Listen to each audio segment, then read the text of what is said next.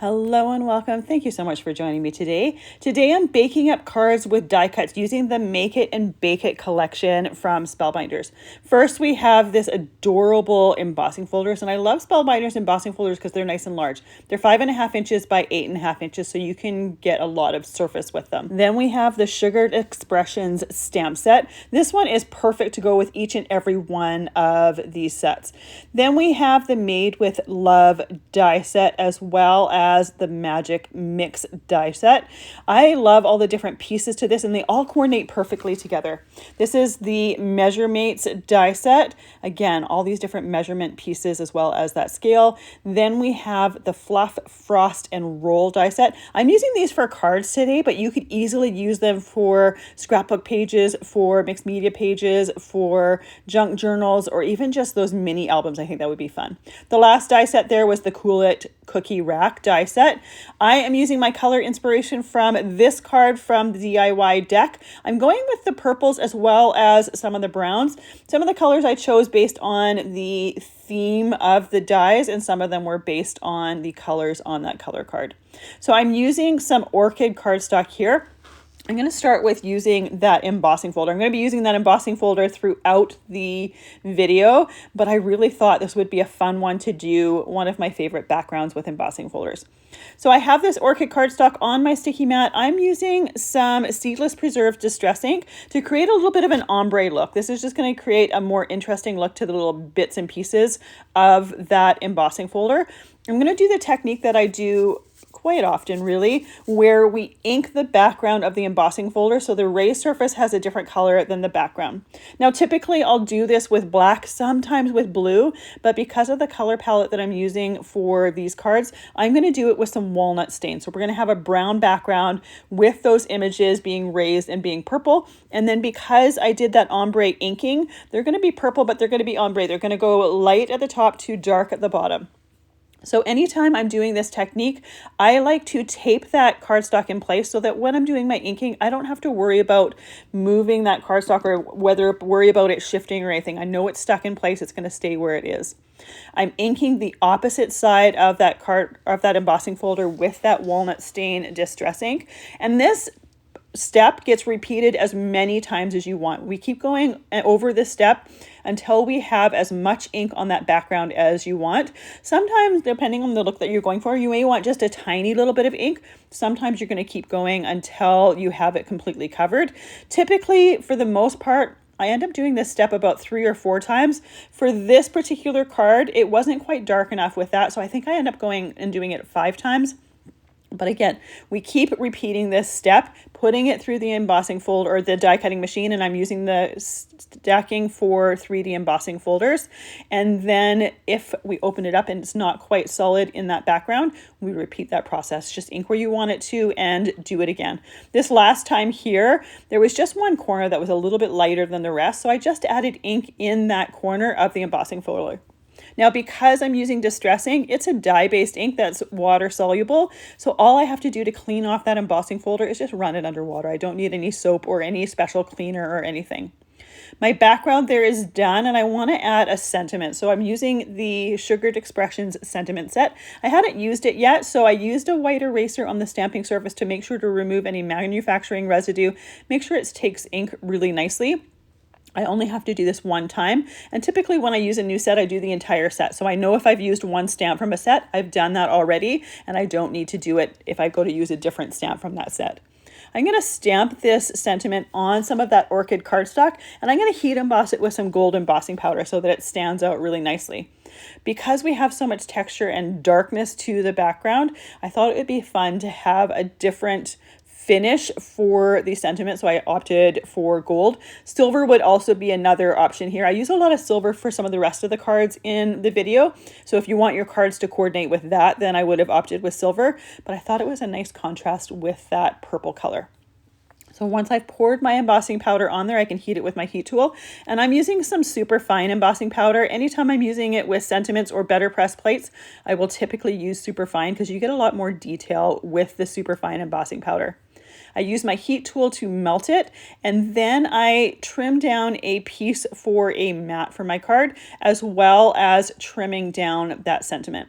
So I use my guillotine trimmer here, and what I tend to do is I will line up the edge of the sentiment with the guide on that clear guide piece, or the clear finger protector piece. And when I flip it around, I will also line it up the same way, but then I'll look at the other side to make sure that it's even on that metal part of the guillotine trimmer to make sure that it's nice and straight. Once I had my sentiment done, I took a piece of white Hammermill cardstock and cut a strip that was a little bit wider, and I'm inking that with the gold ink pad from Lisa Horton Crafts. I'm also using that same ink pad to ink my Hammermill cardstock for my mat, so that I have a gold mat around my embossed background. I have the gold strip behind my gold sentiment, so it ties in that gold a little bit better.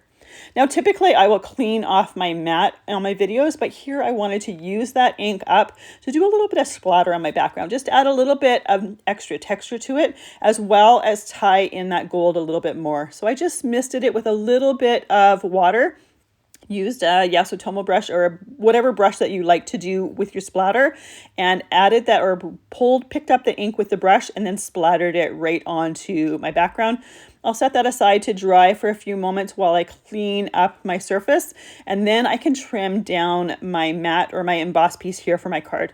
So my mat was trimmed to 4 inches by 5 1/4 inches. My mat here is trimmed down to 3 3/4 inches by 5 inches. Really, it's a really simple look to the front of the card, but because we added that ink to the background of the embossing, it just adds a lot of visual dimension to it. So I glued down the mat to my A2 card base and then glued my sentiment onto the mat that I created for that. At this point, I wasn't sure if I wanted the sentiment to go over the entire width of that card, or if I wanted it only on the embossed surface. So I just laid them on top of each other just to see. Ended up choosing to do it over only the embossing. So I glued that down, let the glue sit for a couple minutes before trimming the edges off and then gluing that to my card base. I'm using Barely Art glue in a fine line bottle for assembling my card here. It works perfectly for assembling most things, and especially for when I'm assembling my die cuts in just a few moments. Here's that first card again, a very simple design, but I love the ombre look to the little raised pieces from that background, as well as that inked background. For my next card, I'm using the Cool It Cookie Rack die set. I have my cookie rack die cut out of some matte silver cardstock from the Silver Treasured Cardstock pack. For my cookies, I have the base of them die cut out of some Alabaster Cardstock, and then the icing pieces, die cut out of some Orchid as well as Mulberry Cardstock. And I chose to do the cookie rack and the baking sheet in matte cardstock just so that it didn't have too much flashiness to it to detract away from the rest of the card. You could use the mirror silver in there if you wanted it to be a little bit shinier, but I think it's effective enough with just the matte finish. I'm going to glue the little pieces together, and then I'm putting them under my acrylic block. I use this acrylic block often for just holding things in place and making sure everything stays nice and flat while it dries. It frees up my hands for working on other things. And in this case, I am inking around those alabaster cookies with whatever ink is left on my brush from that walnut stain distress pad. Then I'm using the other brush that I have. These are large Spellbinders brushes that I use for ink blending. And I'm putting some of that Seedless Preserves ink around the outside of my Orchid die cuts. And again, only working with what's left on my brush. These pieces are fairly small, so I don't really want to put them on my sticky mat and ink blend the edges with that, because I think it would end up covering most of those pieces. And I only want it to be kissed with color on the outside. Then I have my upper layer here, which I add to my cookies. Now, the works for every single one of them except for the star. My upper layer is about the same size as that star die cut, so you can only see the tips of those pieces. You can't really see anything else, so you could really eliminate one of the layers. And you could really only do one layer for all of the cookies, but I always love cookies that have that perfect icing to them. That's something I can never do, so I always love seeing that. Once I have those cookies layered together, I lay them to the side so that they can be drying while I'm assembling the background to this card. I'm going to do this with the embossing folder, but not do that inking. You can use the embossing folder many different ways to create different looks. And for most of the rest of the cards, I'm just using them as is, just using the embossing folder as is, just adding a light ink blending around the outside of the perimeter. I want the focus to be on the die cuts, not necessarily the embossed background, but I do love how that embossed background just ties in the theme of those cards. So once I have those trimmed down, and I have a piece of Mulberry Cardstock that I trimmed to 4 inches by 5 1/4 inches, then I'm using my embossed piece here that I trimmed to 3 3/4 inches by 5 inches, and I just used whatever walnut stain ink was left on that brush. I smushed a bit of that Seedless Preserves pad on my background or my surface here, and then I'm just doing a little splatter on the background. I really like the splatter on the first card, so I thought it would be nice to add that to this background, but do it in a different color as well as have it on the white background. For the sentiment for this card, I'm once again using the Sugared Expression stamp set. I'm using it for all the sentiments for the cards because they're just so perfect with this theme. I have another piece of Hammermill Cardstock, and I'm just stamping it on that Hammermill Cardstock with the Seedless Preserves Distress ink, and then I'm going to trim it down. I'm going to keep this white and have the white sentiment on the white cardstock on the embossed background. I will add just a touch of ink, and this is again just whatever is on my brush, to the edges of the sentiment, just to complement or coordinate with the background, with that embossed background. I want that little kiss of that embossing or of that inking. Now for most of these cards, I just do that kiss of inking because I want just that little tiny bit of color. And again, I'm not trying to take any attention away from the die cuts, because there's some pretty fantastic die cuts and some fun themes for this, but I do like having that little bit of extra color on there. So I laid down my mat as well as that embossed piece onto the A2 card base. And then I just kind of put my pieces how I was going to have them on that card before trimming down my sentiment. And I did that again because I wasn't sure if I wanted my sentiment to go all the way across the card or just the embossed piece. And once again, decided to just do it across the embossed piece. Now I decided to do my cookie rack crooked or cockeyed on that card. So I put my glue on there, put it onto that card base, and I'm letting that dry while I add my cookies there. Now I have 4 cookies there. I'm not going to cover that entire rack, but I wanted that word enjoy that is in this die set to also be on that cookie rack, and it coordinates nicely with the stamp sentiment that I have down below. So I'm going to put 3 cookies along the top, 1 along the right hand side there, and then just put the word enjoy on the rest of that cookie rack. Obviously you could die cut more cookies and have more on there and have it overlapping if you wanted, but I didn't necessarily, or didn't think it was totally necessary. By this time my cookie rack has dried, so I can trim down those little bits and pieces off the side. Now you could have left them there and then just use a little bit larger envelope for them, but I do think it looks a little bit better with them trimmed off. For just a touch more texture, I'm just putting a little bit of stickles around the outside edges of the top part of the icing. This is Stardust Stickles. It doesn't have any color to it, so you can still see the color of the cardstock underneath it. It just adds some opalescent glitter. It gives it a little bit of extra texture and a little bit of extra sparkle. For my next card here, I'm using the Made with Love die set. So this one I die cut the oven mitts out of Orchid Cardstock, and then the accessories, the little hearts as well as the bow, out of the Mulberry Cardstock. Now I kept my color palette for these cards really, really simple. I wanted the adorable die cuts to kind of shine. I didn't want to add a ton of color to them. And I really don't do a lot with purples, so I was excited to do something with purples and browns. It's not a color palette that I do very often, even though this is a kind of more of a pinky purple than a, say, blue purple. I really love the two of them together. So I layered the die cuts on top of each other. This particular set also has a cupcake that I've used. I think this one also has a flower, but I opted not to use it. For the sentiment, I die cut the upper layer with that Mulberry Cardstock and the lower layer, or the shadow, with that Orchid Cardstock. Because this particular sentiment is so tiny, I'm using my reverse tweezers to hold that tiny sentiment while I put some glue on there, and then it'll just help me paste it or place it. This way I don't happen to get glue on my fingers, and my fingers are also not in the way when I'm putting it on that mat.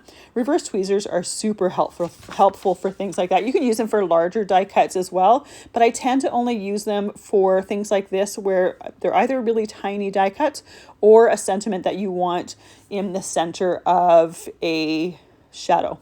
For the base piece, or for the piece that these oven mitts are going to stick to, I cut some layers with some Infinity Ovals dies. One of them, the one that out of the Mulberry Cardstock, is actually left over from a past project. So I wanted to get an inner layer, cut an inner layer the same oval. So I just chose a smaller size, cut it out of the Hammermill Cardstock, and then embossed it with that embossing folder before adding a touch of that walnut stain distress ink around the outside edges, and then gluing those layers together. Now, again, I'm using that Barely Art glue. Again, I'll use it for pretty much everything here. The thing I like about liquid glues is it gives you that wiggle room to move and shimmy things in place and make sure that they're placed right.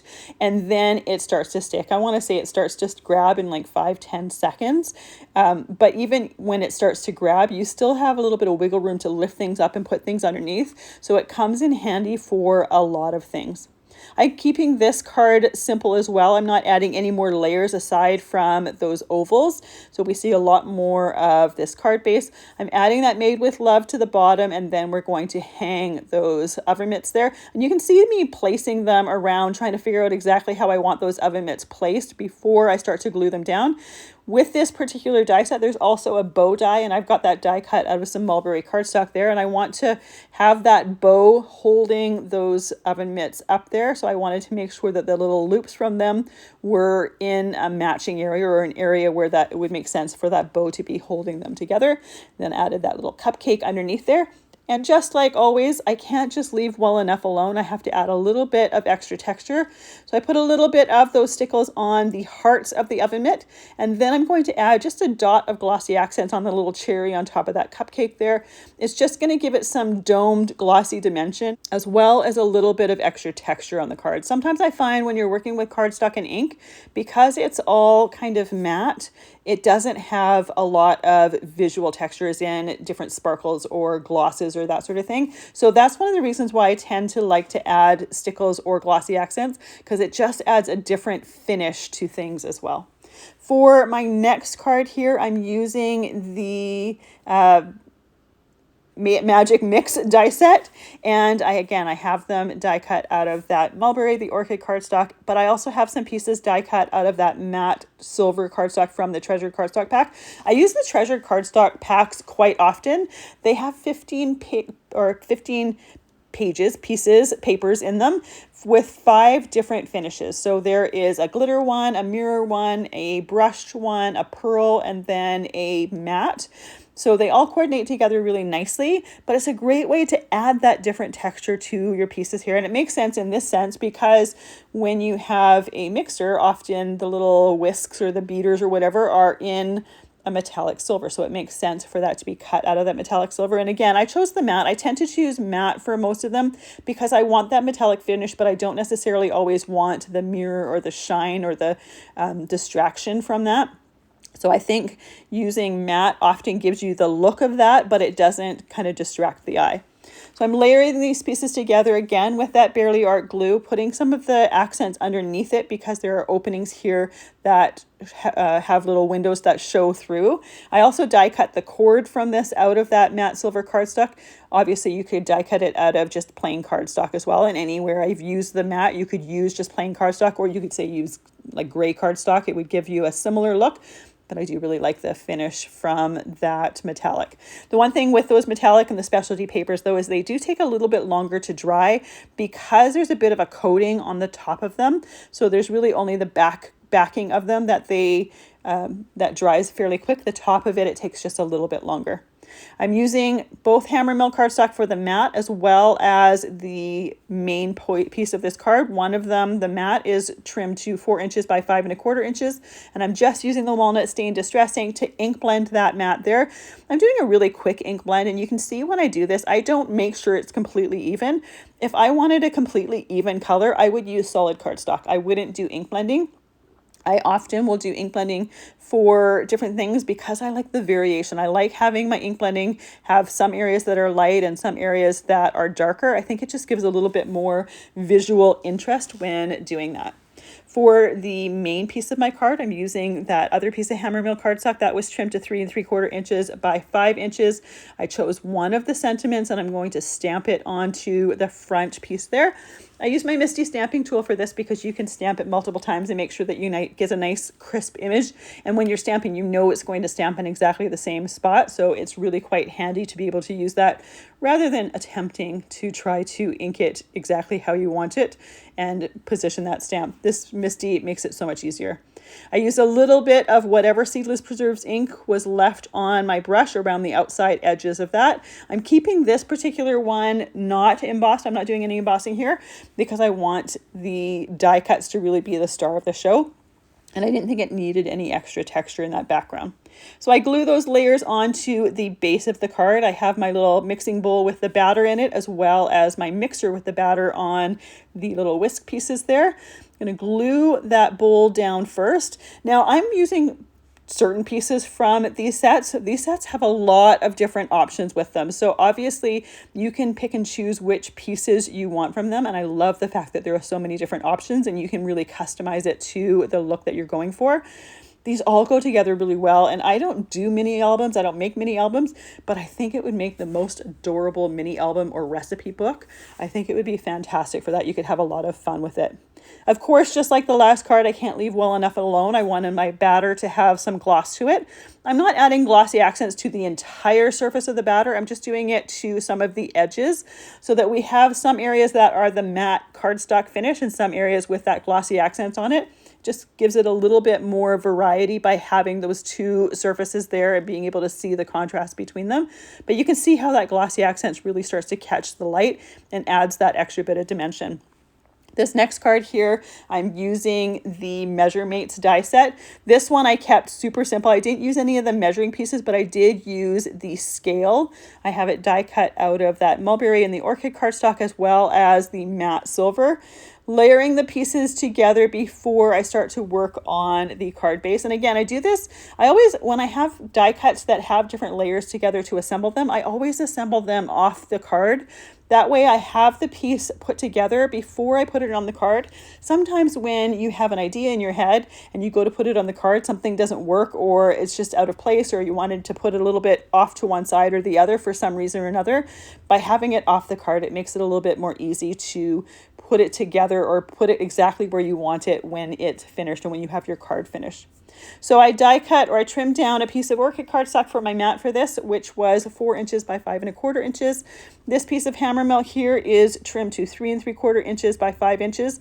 I chose one of the sentiments. This one happens to say count, I can't even remember what it says, something not calories. So I thought it worked really well for working with that scale.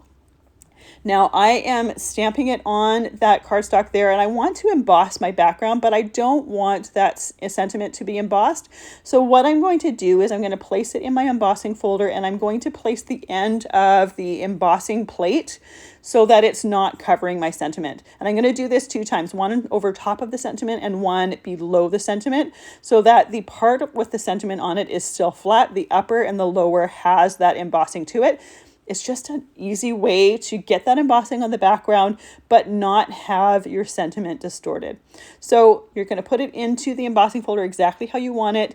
Your embossing plate is going to stop above your sentiment there, and then you can put it through the die cutting machine.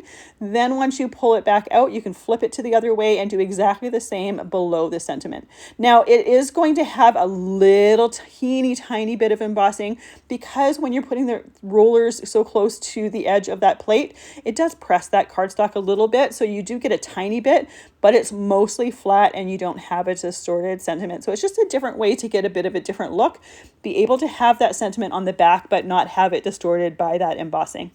Once I have that placed on my card, I can add the scale on top of it, making sure to put it exactly where I want it to go. For this one, I opted not to add any glossy accents or stickles. Obviously, you could if you want. You could even add some of the other die cuts from this that die set. It has some measuring cups as well as measuring spoons and a few other measuring things. There's one of those glass Pyrex, not Pyrex, but similar to that. So you could also use something like that with it. This card here is using the Fluff, Frost, and Roll die set. So we have the rolling pin that has some texture in it. You can put the texture on the inside of that rolling pin, or you could leave it out. That's a little insert piece, so you can pick and choose whether you want it there. My alabaster as well as my craft die cut pieces, I inked with whatever ink was on my walnut stain brush. That way we get a little bit of ink on there, but it's not covering that cardstock at all. And then my cooking accessories, my cooking tools there are die cut out of some Mulberry Cardstock with a little bit of the Alabaster Cardstock for accents. For that little flipper there, I did it out of the matte silver cardstock. I wanted some of them to have a different finish to them. There's an upper layer there that's done with that Alabaster Cardstock. Now I have one piece here that I thought was an overlayer for this whisk there. When I go to put it down, I realize there's a straight side to it. It's for a different tool itself, so I don't actually put that on there. My little icing bag here is die cut out of Alabaster Cardstock with some Mulberry Cardstock accents to it. And then we have this hello sentiment. Now the hello sentiment, when you die cut it, it puts little lines in it. So it looks like hello out of icing.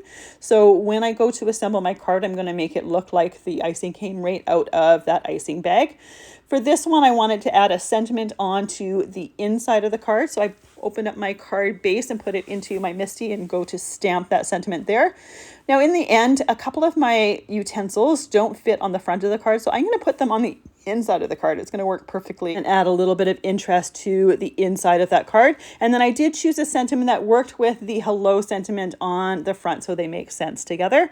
For the background of the front of the card, once again, I'm pulling out the embossing folder and embossing and adding that texture to the background. Embossing is such an easy way to add texture to cards, and they come in so many patterns and themes now that you can pretty much find an embossing an embossing folder that goes with any theme. So once I've embossed that, I trim that down to 3 3/4 inches by 5 inches. I have a piece of Mulberry cardstock here that I trimmed down to 4 inches by 5 1/4 inches. Add a little bit of that walnut stain around the edges. And again, if you want your background to have more inking on them, you absolutely can add more ink. I didn't want to get anything too muddy or dirty from that walnut stain ink. I wanted to have just a touch of it that you could see it, but I didn't necessarily want to cover backgrounds with it. But you absolutely could, and it creates a different look to that background. And I do that often with other cards, but just for this particular project, I didn't really want that look to it. So once I've added the layers to the back of the card, I like to put my acrylic block down to hold everything nice and flat, and then I like to lay my pieces on top of it. That way I can figure out exactly where everything is going to go, where everything is going to lay, and I can see exactly how it's going to look on my card base. So I had decided to put those utensils on the inside of the card, and I thought I was going to put them close to the crease on the inside. They don't work that well there. They're going to cover part of the sentiment, and I don't want to cover that sentiment. So I end up putting them towards the bottom. Again, it still works perfectly with the theme of the card and with that sentiment, and adds a little bit of interest to the inside of the card. This rolling pin here I'm going to have as a base to my hello sentiment. Then I'm going to put that hello sentiment down, and then I'm going to position my little icing bag so that it looks like I'm just finished piping the word hello. Now, in all honesty, I would like that piping bag to be on the other side, because I think if someone's going to be piping the word hello, they're going to finish at the end of that sentiment. But I chose to do it on the left-hand side simply because it was raised higher, and I knew that that icing bag wasn't going to cover that sentiment that way. I know it's a little bit opposite to what someone would do in reality, but then again, when we're card making, it's not all about reality. This is the finished card here. You could add a little bit of, say, stickles or glossy accents on that icing if you wanted to add some sparkle to them or some gloss to them. I didn't think it was necessary, so I opted not to do that for this card here. Then we have our scale card. I absolutely love the simplicity of it. It's super simple. And again, you could add more to it if you wanted to have a little bit more die cuts on there. Then we have our little mixer with the batter that has some gloss to it that shines in the light there. You can see that the light is catching that there. Another option for that would be to use some glossy cardstock for the batter, but it's not really always available in a lot of different colors. So by adding glossy accents to whatever color cardstock you want, it makes it a little bit more easy to create that look. Then we have our little oven mitts made with love with that adorable little cupcake there. And then we have our little cookies there with that Enjoy. I love that little cookie sheet. I think it just adds so much fun to those adorable little cookies. Then our very first card with that embossed background with the ombre look and the brown ink on the background. Such a simple card, but it's very effective with that inked background and with all of that texture to it. Thank you so much for joining me today. You can find everything that I've used listed and linked down in the description below. Don't forget to hit the subscribe button to see more videos and see more ideas with different products. I really appreciate all the time that you spend with me, and I hope you have a fantastic day.